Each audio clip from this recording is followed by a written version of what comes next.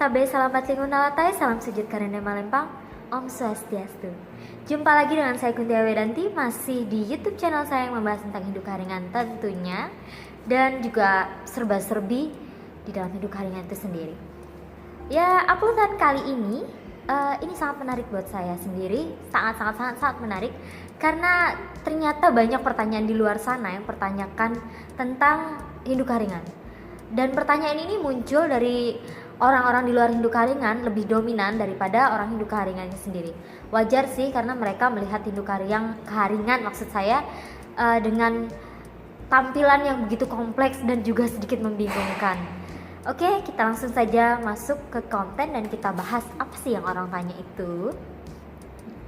Lanjut. Apabila pada masa lalu orang banyak bertanya tentang ritual yang dilaksanakan oleh umat Hindu dan juga Hindu Karingan tentunya. Namun sekarang orang-orang mulai bingung, apa itu Hindu Karingan? Walaupun sudah saya pertegas, sebenarnya tidak begitu tegas, sudah saya bahas di uploadan sebelumnya, tapi nampaknya bahasan itu belum cukup tegas ya, dan juga belum memuaskan keingintahuan orang tentang apa itu Hindu Karingan. Kenapa Kaharingan yang menurut mereka notabene-nya adalah agama asli suku Dayak yang ada di Kalimantan Tengah, terutama Dayak Ngaju, dan juga meluas sekarang di Kalimantan Tengah secara umumnya, itu menjadi Hindu Kaharingan. Ada apakah gerangan? Banyak sekali pertanyaan di balik itu dan kita akan langsung jawab dengan sumber yang sudah ada di sini. Buku tebal ini, ya bisa dilihat di sini. Oke, mungkin itu mirror ya di situ. Saya bacakan saja. Disertasi oleh Gaya. Jadi di sini ada disertasi penelitian seorang tokoh Kaharingan yang di sini meneliti tentang integrasi kepercayaan Kaharingan ke dalam agama Hindu di Kota Palangkaraya, Kalimantan Tengah. Skupnya ini memang Kota Palangkaraya, Kalimantan Tengah, namun dia sudah mengambil beberapa sampel juga di dalamnya tentang Kaharingan secara luas. Untuk menjawab rasa penasaran kalian semua di luar sana, saya akan menyajikan di sini. Saya baca abstraknya saja. Nanti kita akan baca conclusion atau juga kesimpulannya, yaitu integrasi kepercayaan Kaharingan ke dalam agama Hindu di Kota Palangkaraya merupakan pilihan yang sangat tepat untuk memenuhi legalitas hukum sebagai agama resmi di bawah payung hukum agama Hindu yang diakui oleh negara di dalam Undang-Undang Dasar 1945 Pasal 29 Ayat 1 dan juga Ayat 2 tentunya. Penelitian Dr. Gaya ini mengkaji tentang integrasi kepercayaan Kaharingan ke dalam agama Hindu berdasarkan kajian ilmu agama dan bidang antropologi budaya. Tentu dalam penelitian ini sangat banyak sekali yang dibahas oleh Dr. Gaya karena permasalahan integrasi ini bukan masalah yang sederhana, karena Hindu sendiri memiliki latar belakang yang berbeda secara tradisi keagamaannya. Kaharingan juga memiliki kekhasannya masing-masing, demikian juga Hindu Kaharingan atau Kaharingan itu sendiri. Dalam uraian hasil penelitian dari Dr. Gaya ini, kita bisa lihat di halaman 146 dalam disertasi beliau bahwa faktor yang menyebabkan Kaharingan integrasi ke dalam Hindu yang pertama adalah faktor legalitas. Kenapa faktor legalitas? Karena yang menyebabkan adalah keresahan yang timbul di kalangan masyarakat Kaharingan pada zaman dahulu kala yang menganggap agama mereka itu tidak legal.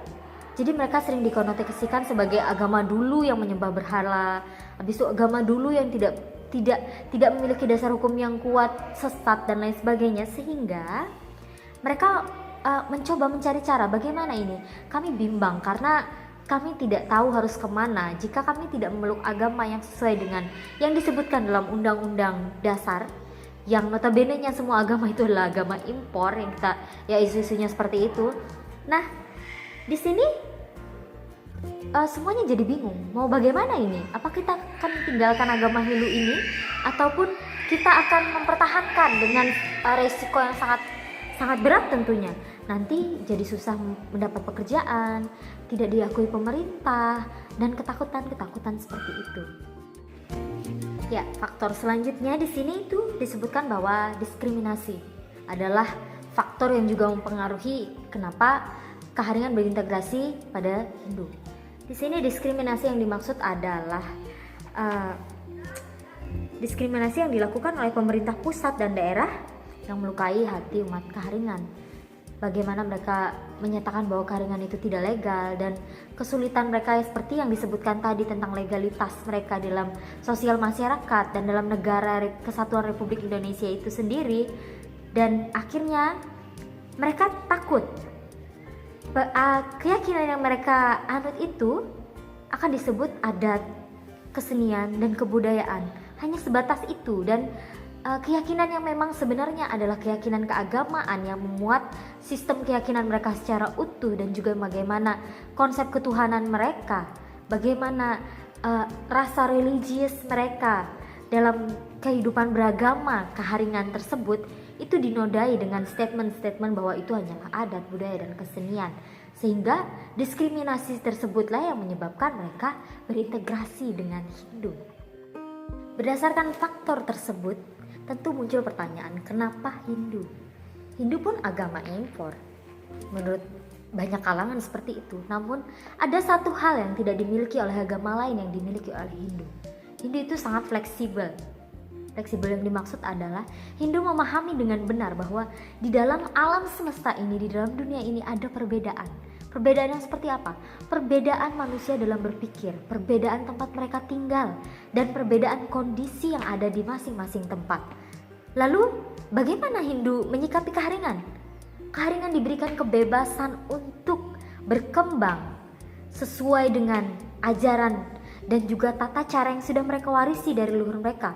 Tidak ada yang dirubah, tidak ada yang ditambah, tidak ada yang dikurangi. Karena apa? Hindu meyakini bahwa semua yang ada di alam semesta ini memiliki perannya masing-masing sesuai dengan kebutuhannya. Misalnya di Kalimantan Tengah, orang-orang butuh ritual manyanggar atau ritual pakanan sahur lewu. Itu akan tetap dilaksanakan dalam nafas religi dan juga nafas keyakinan Hindu Keharingan. Jika mereka memiliki nama Tuhan yang berbeda, itu oke. Sebutkan saja yang mana yang kalian ingin sebutkan. Karena apa? Tuhan itu satu tapi memiliki banyak nama. Itu di dalam Hindu. Dan juga di dalam Keharingan sendiri ada yang menarik. Di dalam pasal 39 ayat 8 Kitab Suci Panaturan tentunya disebutkan bahwa Ranyi Ngatala telah membagi semua umat manusia ini ke dalam beragam tata cara kehidupan yang berbeda, beragam pikiran-pikiran dan juga ide-ide berbeda dari setiap individu yang kemudian membentuk mereka ke dalam kelompok-kelompok yang berbeda tersebar di seluruh permukaan bumi. Dan demikian, saya rasa dalam vlog ini sudah lengkap saya kupas tentang kenapa berintegrasi dengan Hindu. Karena apa? 1. Hindu fleksibel. 2. Hindu meyakini perbedaan dan juga menerimanya secara utuh.